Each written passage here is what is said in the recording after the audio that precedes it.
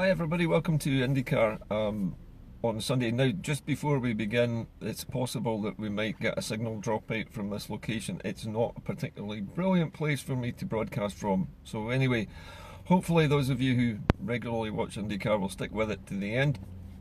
Okay, today is the day after the big rally in Glasgow, the All Under One banner march yesterday, which is probably the largest single independence vote that has ever independence march which has ever taken place anywhere in Scotland. And I've looked at various sources for figures. The police estimated 150,000 plus.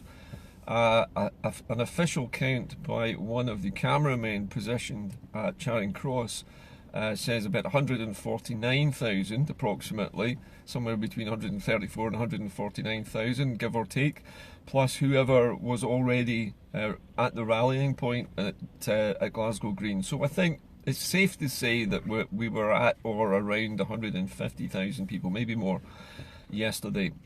The single biggest turnout of any rally to date on independence, a massive success for the All Under One banner organisers and for everyone who came from all over Scotland to take part. So it's a big success. Interestingly, as you probably have noticed from the media coverage this morning, if you tune into the BBC's news feeds, there's nothing about it at all. You're lucky if you see it anywhere actually on the BBC. You might see it, if you're lucky, on the online BBC news site, but you won't see it on any of their news programmes. It certainly hasn't been in the headlines in the BBC News. The BBC News, as usual on a Sunday, is entirely taken up with navel-gazing about the Tories, about Labour and about Brexit, and nothing else seems to matter to the English media. And by the English media, I mean the BBC and ITV. Now, while we're talking about that, remember that the Scottish police who were watching the march yesterday and counting the numbers, they said that the numbers were 150,000 plus. The ITV news, this is the STV news incidentally, claimed that it was about 90,000 or some ridiculous amount. I can't even remember what it was, either 75 or 90,000 marchers. A load of nonsense. The BBC alone in all of the media said it was 35,000. So I don't know where they get the figures from. I think they just make them up. But the point is that you can see that the unionist media, the British nationalist media, is trying its best to minimise all exposure and to maintain the media blackout of any kind of Scottish independence marching that's going on. In the meantime, anybody who's foolish enough to tune in to any of the mainstream media channels will be bombarded with imagery of Ruth Davidson, particularly on the Andrew Marr show today, where, as is typical of Tories everywhere, just told a complete reversal of the truth. This was their reality. According to Ruth, there's only 20% of people in Scotland who want another independence referendum, despite all of the polls in the unionist press recently, which said it had reached 53%. So you're talking 49% in one poll. Previous week we had 59%. In all the newspaper polls in Scotland, puts independence, pro-independence sentiment at around 60 to 63%. The polls are showing way above anything Ruth Davidson can possibly try to make up for the Andrew Marr show. But I think it's showing more and more now that Ruth Davidson isn't a politician. She is, in fact, a BBC presenter. That's been her role all along. Ruth was trained by and employed by the BBC for many years as a voiceover artist, as a continuity announcer, and she is, I believe, still pretty much in the pay of the BBC, despite perhaps not appearing on the payroll. She has this strong connection to the BBC. Everywhere she goes, she has a camera crew whom she obviously knows, filming her every move, setting her up to ride on the backs of barnyard animals and tanks, and appearing on Andrew Marr to get a very soft questioning from Marr, who only pressed her very gently on anything she said. But for her to claim that only 20% of Scots want independence is a total reversal of the truth.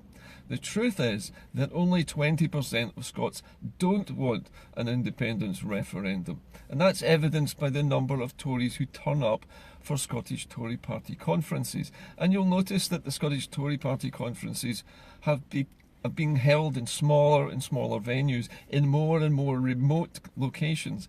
And the last redoubt, really, of the Tories in Scotland is Aberdeen.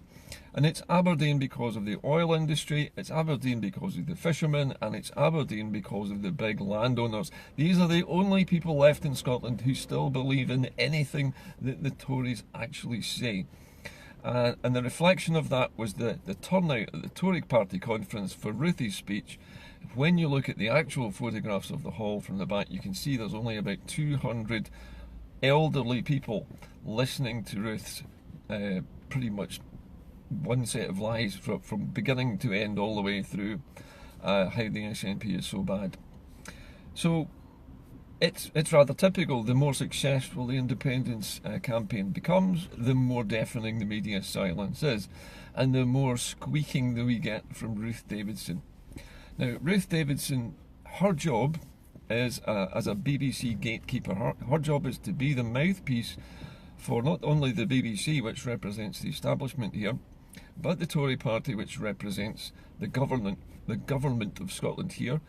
We've heard Michael Gove say recently that he plans to stop Scotland getting money. He's going to withhold cash from Scotland and going to spend it himself in Scotland. In other words, the Tories are going to take direct control of Scotland. This is the latest threat from Michael Gove, who's not been elected to any particular part of government at the moment, and is again, squeaking in the dark like a lot of little Tories at the moment, who are trying to make out that they have some kind of power up here.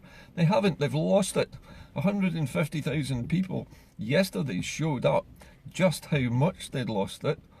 Remember, there was a cup final going on yesterday with Celtic, and there was still 150,000 people in Glasgow for an independence march. Imagine if you'd added all of those Celtic supporters and maybe even some of the Hearts supporters into that mix. You'd have been nearing 200,000 people on the streets of Glasgow. So I think, I know that the independence movement is growing daily at the moment, and the evidence of that is all around us. People are being converted left, right and centre, and on social media you hear all the time people saying that their elderly relatives have changed their minds. People they know, at the bridge club or the snooker hall or wherever it is they go to socialise, people they thought would never change their minds have changed their minds. The only problem at the moment that we have is that the Tories are focusing entirely on Brexit in London at the moment, to the entire detriment of everybody else in the United Kingdom. Ireland, Wales and Scotland can basically just take a running jump as far as the Tories are concerned. And that's why, partly, they lost so many votes. The Tories didn't just lose 1,000 council seats in the last week. They lost nearly, 1,300 seats. That's a gigantic disaster for the Tory party at local politics level.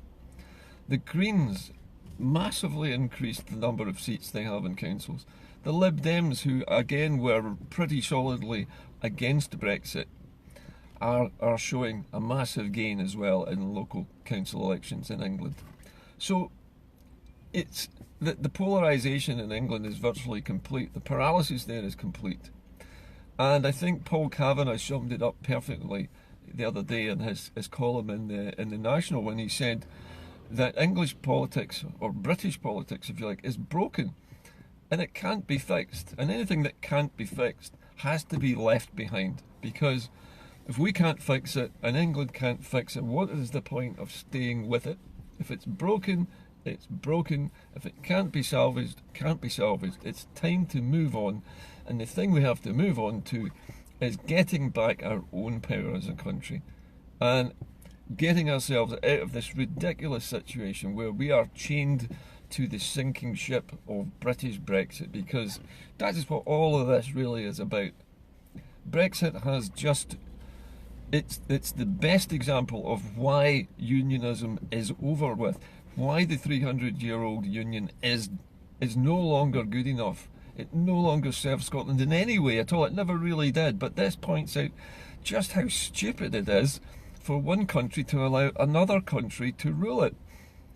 We are on the brink of a national catastrophe with Brexit, and Scotland is screaming for independence. And there's wee Ruth Davidson, this little cherubic figure up in Aberdeen with her 200 old age pensioners going, but only 20% of Scots actually want another referendum. What a load of rubbish. Complete and utter garbage. If Andrew Marr was any kind of journalist, he would have nailed her to the carpet and said, prove it. What is your source for this 20% of people who don't want an independence referendum? Did he do that? Of course not. He's part of the BBC establishment. The BBC establishment's job is to promote unionism. That's its job. It's the British Broadcasting Corporation. That's what it does. Even ITV and STV, the content of their shows has to be largely approved by the British government, by Ofcom, and also, incidentally, by the BBC. And often they share a lot of their news output. They share a lot of their news gathering abilities. The British state is finally on its last legs, and the only weapon that they still have worth a damn is their control over television news. And that's the only weapon they have left. Everything else they used up in 2014. All of the promises, the vows, the scare tactics, the threats, the trade blockades, everything, the denial of the pound, it's all worthless now. It's all been used up. They've fired those bullets. They can't unfire them now. We now know that we are going to be independent. We are going to have our own currency. The English currency is not going to be worth as much after we leave and set up our own Scottish pound. The Scottish pound is going to be worth a lot more than an English pound because we will have most of the resources. We will have what we have always had. Everything around the Scottish coast within our territorial waters belongs to us. And it belongs to the Scottish people. And the Scottish people will use that money, that value of those resources, to help create a very strong, a far stronger Scottish pound than an English one is at the moment.